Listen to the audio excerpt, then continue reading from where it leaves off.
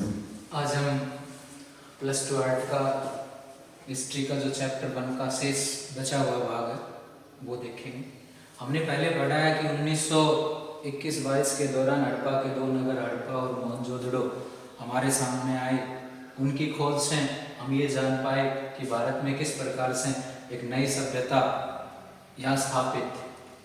और पीछे के वीडियो में हमने स्थापत्य कला के बारे में हम पढ़ रहे थे मोहनजोदड़ो नगर की विशिष्टताएं। तो मोहनजोदड़ो में हमने वहां के दुर्ग को पढ़ लिया था, उसका ऊपरी हिस्सा, निचला हिस्सा।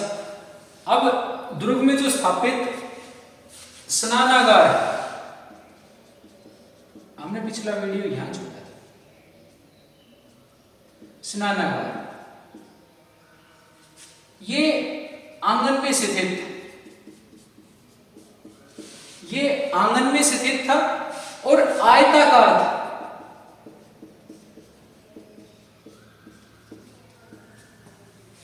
इसमें उत्तर से दक्षिण में जाने के लिए सीढ़ियां बनी हुई थी, सीढ़ियां बनी हुई थी।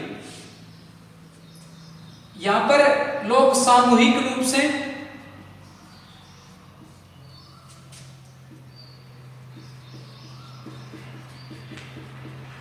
स्नान करने आते थे। इसका अर्थ ये लगाया जाता है, इतिहासकारों का मानना है कि ये एक बड़े क्षेत्र पे बना हुआ स्नानघर था और इस बड़े क्षेत्र पर जो स्नानघर था इसमें सारी जनता यहां स्नान करने के लिए आती थी। तो इसका अर्थ ये लगाया जाता है कि इसका अनुष्ठानिक महत्व था। अनुष्ठानिक का अर्थ है धार्मिक। इसका मतलब यह है कि कोई धार्मिक उत्सव जब होता था, कोई धार्मिक प्रोग्राम आयोजित होता था हड़प्पा सभ्यता में, तो वहां स्नानघर का प्रयोग राजा और जनता या साधारण जनता करती थी। अब इसका जो हम अगला पार्ट पढ़ने वाले हैं वो है गृह स्थापत्य। अब देखेंगे इसमें गृह स्थापत्य में कि हर घर में एक आंगन होता था।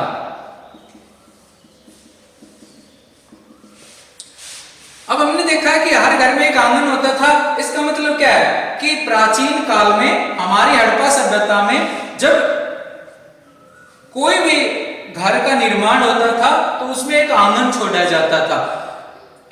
विद्वानों का मानना है कि इस आंगन का प्रयोग महिलाएं कताई के लिए, भोजन के लिए, जैसे इसको शुष्क या ग्रीष्म ऋतु में, शुष्क मौसम में इसके लिए प्रयोग किया जाता था। दूसरा, इसकी जो गृह स्थापत्य की विशेषता थी, इसकी सबसे बड़ी जो विशेषता थी कि जो दीवार होती थी, जो भूमि तल पर दीवार बनी होती थी, उसमें खिड़कियां नहीं होती थी। खिड़कियों की स्थापना वहां नहीं होती थी, खिड़कियां नहीं लगाई जाती थी। इसका अर्थ यह था कि जो छत से ऊंचाई पर जो होती थी या जो छत के आसपास थी वहां रोशनदान की व्यवस्था की जाती थी ताकि धूप आ सके, लेकिन जो धरती से दीवार शुरू की जाती थी उस पर खिड़कियों की स्थापना नहीं की जाती थी या खिड़कियां नहीं लगाई जाती थी। तीसरी गृह स्थापत्य की मुख्य विशेषता क्या थी कि हर घर में छत पर जाने के लिए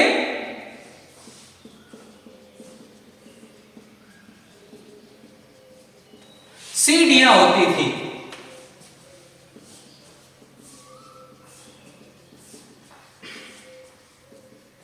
सीढ़ियां होती थी। नंबर 4, आज के जमाने की तरह जैसे हड़प्पा सभ्यता में एक मुख्य विशेषता यह थी कि मेन गेट से, मुख्य दरवाजे से आंगन दिखाई नहीं देता था। आंगन दिखाई नहीं देता था। इसका अर्थ क्या है कि उस समय भी, आज से लगभग 3-4 हजार वर्ष पहले भी लोगों ने अपने घरों की सुरक्षा के लिए इस प्रकार का प्रबंध किया होगा। और एक सबसे उत्कृष्ट या सबसे अच्छी विशेषता कि हर घर में लगभग कुएं मिले हैं। विद्वानों ने इस प्रकार से वर्णन किया है कि शायद इन कुओं का प्रयोग आसपास की जमीन पर खेती के लिए और घर में पानी की व्यवस्था को पूर्ण करने के लिए इन कुओं का निर्माण हुआ होगा। लगभग हड़प्पा सभ्यता के मोहनजोदड़ो नगर में भी कुओं की संख्या 700 थी। 700 कुओं की संख्या थी, लगभग 700 के आसपास की संख्या थी। तो इस प्रकार से उनका गृह स्थापत्य एक उत्कृष्ट या विशेष शैली से बनाया गया था कि उनके घर में आंगन होता था, आंगन में कताई और भोजन से संबंधित चीजें पूरी होती थी। खिड़कियां जमीन से खड़ी हुई दीवारों पर नहीं लगाई जाती थी। हर घर की छत पर जाने के लिए सीढ़ियां होती थी और मुख्य दरवाजे से आंगन दिखाई नहीं देता था। इसका मतलब क्या है कि वहां सुरक्षा की व्यवस्था भी पूरी थी कि घर में इस प्रकार से एकांतवास बनाया गया था कि बाहर के किसी व्यक्ति को घर में हो रही किसी भी प्रक्रिया के बारे में जानकारी ना मिल सके। अब हमने इसकी विशेषताएं पढ़ ली कि यहां गृह स्थापत्य हो गया। अब हम हड़प्पा सभ्यता में पढ़ेंगे कच्चे माल को, कि हड़प्पा सभ्यता में कच्चा माल क्या क्या होता था। कार्निलियन, लाजवर्द मणि,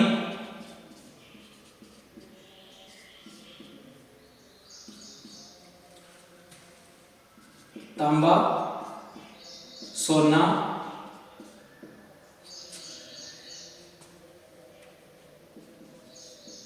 मिट्टी, कपास,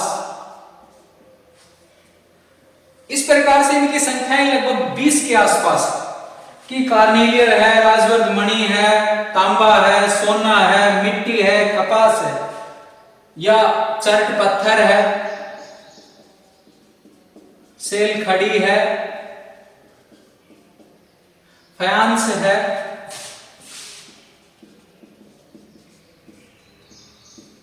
फायांस है। इस प्रकार से हड़प्पा सभ्यता में ये कच्चा माल मिलता था। अब मेन बात, मुख्य बात यह है कि कुछ इनमें जो विशेष प्रकार की वस्तुएं हैं वो आसपास के क्षेत्रों से ही मिल जाती थी, आसपास के क्षेत्रों से ही प्राप्त हो जाती थी। लेकिन कुछ चीजें ऐसी थी कि जो आसपास के क्षेत्रों से नहीं मिलती थी। तो कच्चे माल, देखो हम जब इस क्वेश्चन को पढ़ रहे होते हैं या कच्चे माल की जो सूची बनानी होती है उसको कैसे प्राप्त करना होता है, ये क्वेश्चन बड़ा इंपॉर्टेंट है। इस चैप्टर के टेक्स्ट पार्ट में सबसे इंपॉर्टेंट क्वेश्चनों में अगर मोहनजोदड़ो की विशिष्टताओं के बाद है तो यही क्वेश्चन है। इसमें यह है कि कुछ चीजें स्थानीय स्तर पर मिल जाती रही होंगी और कुछ चीजें बाहर सुदूर प्रदेशों से मंगाई जाती होंगी। अब रही बात सुदूर प्रदेशों से, तो सुदूर प्रदेशों से संबंध कैसे बनाए गए होंगे। हम बहुत से दस्तावेज पढ़ते हैं, इतिहासकारों के अनेक प्रकार के विवरण पढ़ते हैं, तो हमें उनमें जानकारी मिलती है कि जो हड़प्पा सभ्यता है उसके जो संबंध थे वो मेसोपोटामिया की सभ्यता से ज्यादा मिलते जुलते थे। उनके साथ उनके व्यापारिक रिश्ते थे, चाहे वो दिलमून में हो या दूसरी सभ्यताओं से रहे हों।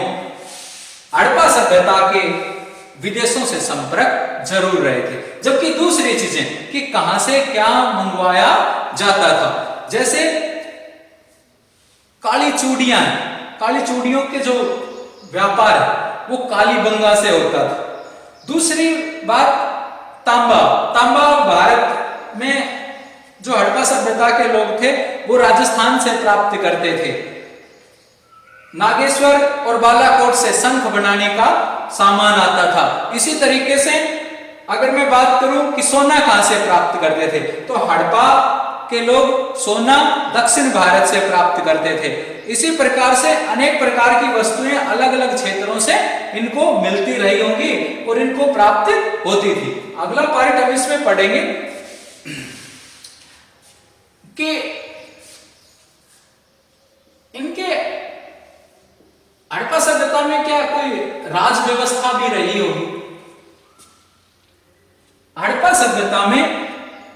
कोई भी दस्तावेज प्राप्त नहीं हुए हैं जिनके आधार पर हम ये कह सकें कि कोई राजा रहा होगा। हाँ, कुछ प्रतिमाएं मिली हैं, लेकिन हम उन प्रतिमाओं के आधार पर ये निष्कर्ष पे नहीं पहुंच सकते कि वो उस समय राजा रहे होंगे।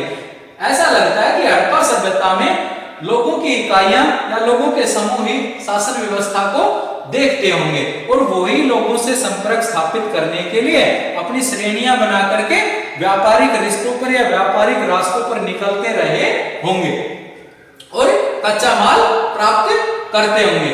इसके अलावा अब हम इसमें पढ़ेंगे बाट और लिपि।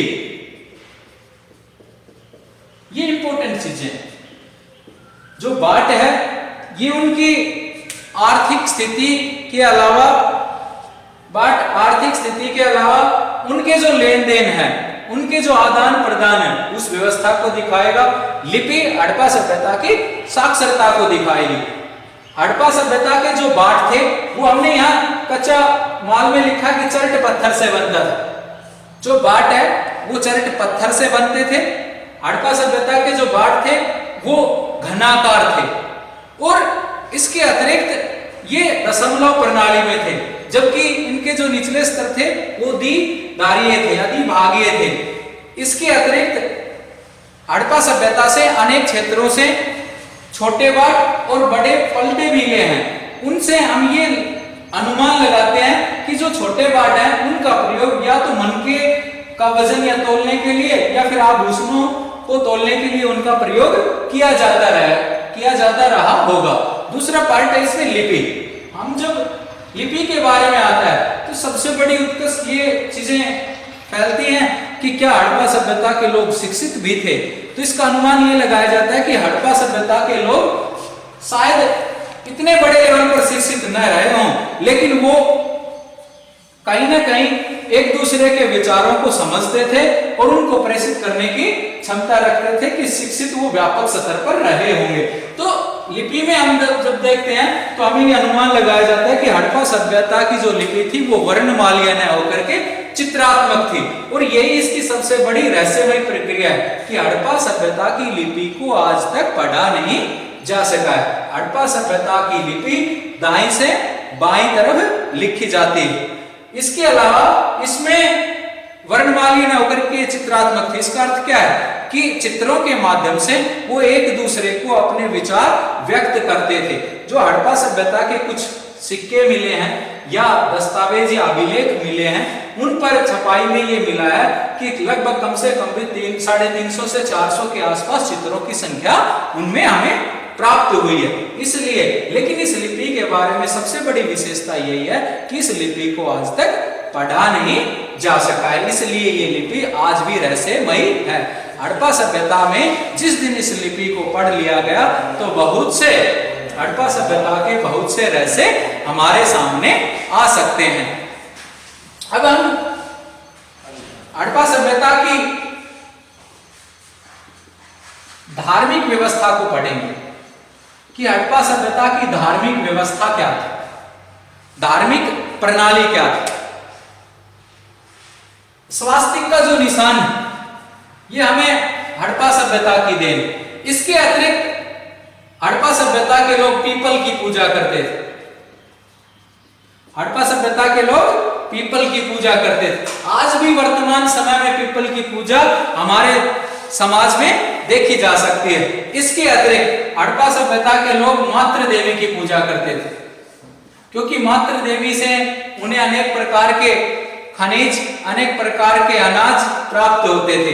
इसके अतिरिक्त कुछ सिक्के या मुद्राएं इस प्रकार से मिली हैं जिन पर एक योगी को आलथी पालथी मारते हुए दिखाया गया है। इसका अर्थ ये लगाया जाता है कि वो पशुपति या आदिदेव शिव की प्रतिमा है। इसलिए जो इतिहासकार हैं वो हड़प्पा सभ्यता की धार्मिक व्यवस्था के बारे में जब विवरण देते हैं तो उनसे ये अनुमान लगाया जाता है कि हड़प्पा सभ्यता में पीपल की पूजा की जाती थी, मातृ देवी की पूजा की जाती थी और आद्य देव भगवान शिव की पूजा की जाती थी। इसके अतिरिक्त वो किसी और देवता को नहीं पूजते थे। हाँ, कुछ जगह पर हमें इस प्रकार की धातु के सिक्के मिले हैं जिन पर कुबड़ा बैल दिखाया गया है, जिन पर बैल दिखाया गया है। इसका अर्थ ये लगाया जाता है कि कुबड़ा बैल भी हड़प्पा सभ्यता का एक धार्मिक पशु था या जानवर था। इसके अतिरिक्त अब हम इसमें देखेंगे कि हड़प्पा सभ्यता में इतिहासकार किस प्रकार से अनुमान लगा पाते हैं सांस्कृतिक या सामाजिक विभिन्नताओं का, कि हड़प्पा संस्कृति के बारे में सामाजिक विभिन्नताओं का अनुमान किस प्रकार से लगाया जाता है। तो इसमें दो चीजें इंपॉर्टेंट है। एक चीज इंपॉर्टेंट है कि समाधानों से, जब बात जम्मू कश्मीर की करते हैं, जम्मू की करते हैं, तो जम्मू में हड़प्पा सभ्यता से जुड़े बहुत से अवशेष हमें मिले हैं गर्तावास के। गर्तावास मतलब जहां लोगों को, समाधानों को दफनाया गया था। उनमें हमें अनेक प्रकार के मर्दबान, छावे या और दूसरी चीजें मिली। तो उनसे इतिहासकार अनुमान लगाते हैं कि जिन दफनाए हुए व्यक्तियों के साथ कोई महंगी वस्तुएं मिली हैं तो समाज में उनका स्तर ऊंचा रहा होगा, और जिनके साथ, जिनके पास उस समय के दौर की या आज में प्रचलित जिस अधिक मूल्यवान वस्तु नहीं है, उसका अर्थ यह लगाया जाता है कि वो इतने ज्यादा साधन संपन्न उस समय के दौर में नहीं रहे होंगे। अब हम इसके लास्ट टॉपिक पर पहुंचते हैं कि हड़प्पा सभ्यता में पतन के क्या कारण थे।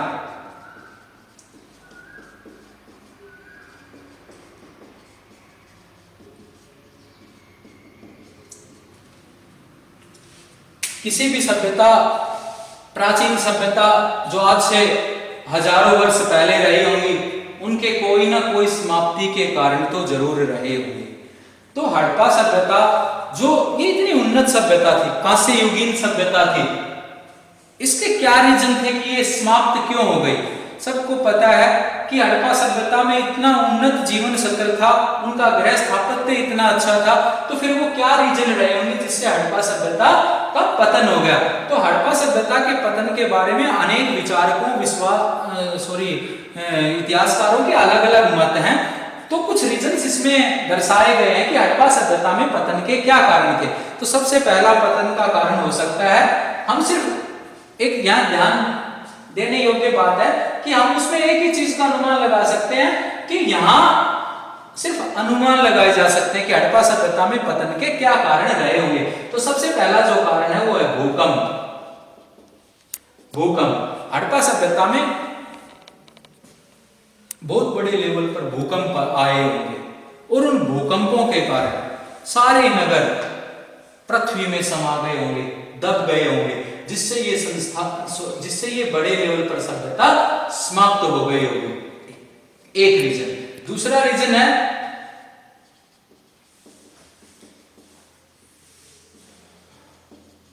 महामारी और अकाल। दूसरा रीजन है महामारी और अकाल। इसका मतलब क्या है? इसका अर्थ ये लगाया जाता है कि हड़प्पा सभ्यता में एक बहुत बड़े स्तर पर कोई रोग फैल गया होगा, महामारी फैल गई होगी, लोगों के पास बचाव के लिए कोई टीके या दवाइयां नहीं रही होंगी, या कोई इस प्रकार की सुरक्षा नहीं रही होगी जिससे बड़े लेवल पर लोगों पर उसका प्रभाव पड़ा होगा। या अकाल, अकाल का अर्थ है कि बहुत कुछ समाप्त हो गया होगा, एक बड़ा विशाल क्षेत्र है वो सूखा रह गया होगा, उसमें दूसरी चीजें कोई पैदावार नहीं हुई होगी जिससे कि यह सभ्यता समाप्त हो गई होगी। नंबर 3 सबसे इंपॉर्टेंट है। नंबर 3 सिंधु नदी का मार्ग बदल लेना।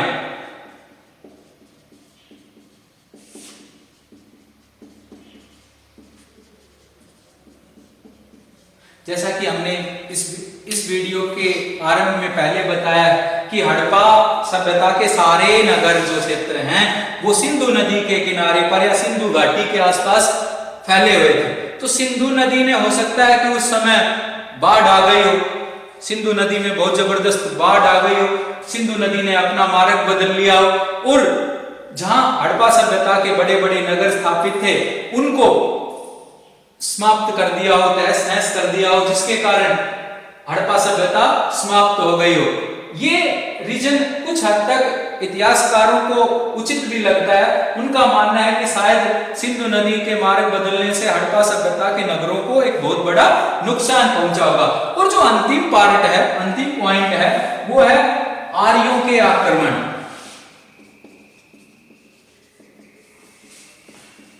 कुछ इतिहासकार आर्यों के आक्रमण को भी उचित ठहराते हैं। उनका रीजन क्या था?